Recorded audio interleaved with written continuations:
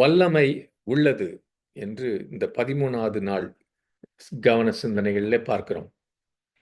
என் அபிஷேகத்திலே வல்லமை உள்ளது என்று கர்த்தர் சொல்லுகிறார். அதை ஒருபோதும் மறந்து விடாதே. அதை பிரசங்கி, அதை பயிற்சி செய், அதை அறிவி என்று சொல்லுகிறார். இன்றைக்கு காலையில நான் லூக்கா 9வது அதிகாரத்தை தியானித்துக் கொண்டிருந்த போது, முதல் 6 வசனங்களிலே அவருடைய வல்லமையும் அவருடைய அதிகாரமும் எப்படி போய் அவர் சீஷர்களுக்கு கொடுத்தார் என்று பார்த்தபோது, ஆவியானவர் எனக்கு இந்த தீர்க்க தரிசனமாக இந்த காரியங்களை உங்களோடும் எனக்காகவும் உங்களுக்காகவும் கொடுத்திருக்கிறார். இதை தீர்க்க தரிசனமாக நீங்க பெற்றுக்கொள்ளுங்க.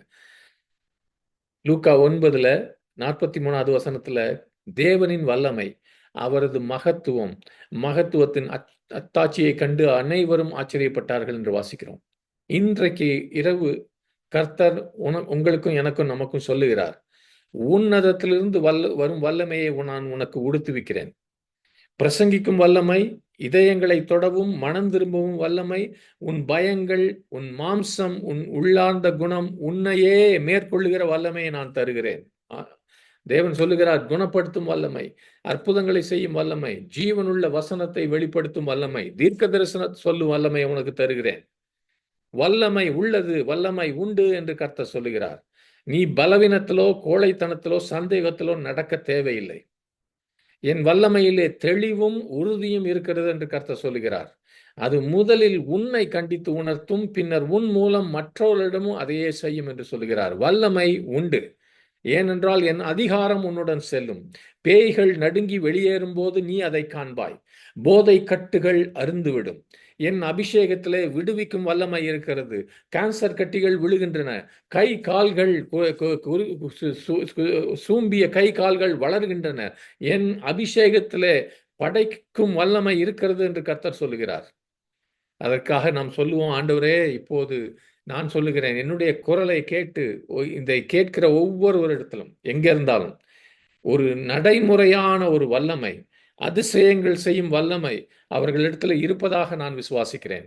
உம்முடைய அபிஷேகம் அவர்களுடைய சரீரம், ஆத்துமா, ஆவியில இருக்கிற பலவீன பகுதிகளின் வழியாக நுழைந்து பாய்ந்து ஒரு நேரத்திலே அவர்களுக்கு எந்த பகுதிகள் பலவீனமாய் இருந்ததோ அந்த பகுதிகளே இப்பொழுது அவர்களிலே வல்லமையான பகுதிகளாய் மாறுகிறது இயேசுவின் நாமத்திலே. ஏனெனில் அவர்கள் உன்னதத்திலிருந்து வருகிற வல்லமையினால் அந்த பலவீன பகுதிகளிலே நிரப்பப்படுகிறார்கள். தேவ வல்லமையினால் நிரப்பப்படுகிறார்கள். சகோதரனே, சகோதரியே, அவருடைய வல்லமையை பெற்றுக்கொள். உன்னுடையதை வைத்தல்ல, அவருடைய வல்லமையை உபயோகப்படுத்த ஆரம்பி. உன் சரீர வல்லமை, உன்னுடைய சுய விருப்பம், சுய முயற்சிகளை ஒவ்வொரு காலை நேரத்திலும் அவரிடத்துல சரணடை. கர்த்தர் சொல்லுகிறார், நீ சரணடையும் போது இவற்றை நான் தெய்வீக வல்லமையாக மாற்றுவேன். தெய்வீக சித்தம், தெய்வீக செயல்களாக மாற்றுவேன். தேவன் சொல்லுகிறார், மறுரூபம் ஆக்குகிற ஒரு வல்லமை உன் சுற்றுப்புறங்களை முதலாவதாக அங்கே தொடங்கு என்கிறார். இந்த இன்டர்நெட் மூலமாக, மின்னணு ஊடகம் மூலமாக கேட்கிற அனைவருக்கும் கர்த்தர் சொல்கிறார், என் வார்த்தையை அதிகாரத்துடனும் வல்லமையுடன் அனுப்ப இந்த சவுண்ட் அலைகளை கூட நான் நான் பயன்படுத்துவேன், பலப்படுத்துவேன். நான் இந்த வழியாக ஆண்டவர் பேசும்போது அவர்கள் தாழ விழுந்து இயேசுவே ஆண்டவர் என்று அறிக்கை செய்வார்கள். ஆயிரக்கணக்கான மைல்கள் தொலைவிலே இருக்கிற ஜனங்கள் கூட உடனடியாக குணமடைவார்கள். அன்றைக்கு நான் என் வசனத்தினால் அப்படி செய்தேன். இது எருசலேமிலிருந்து உலகத்தின் கடைசி வரையும் சென்றது என்று தேவன் சொல்கிறார். அதே வல்லமை இன்று இணையத்திலும் தொலைபேசிகளிலும் செயல்படுகிறது. விடுவிக்க, விடுதலை செய்ய, மறுரூபமாக மாற்றுகிற வல்லமை இன்றைக்கு கிரியை செய்து கொண்டிருக்கிறது. தேவன் சொல்லுகிறார், என் நாமத்திற்காகவே இதை செய்வேன்.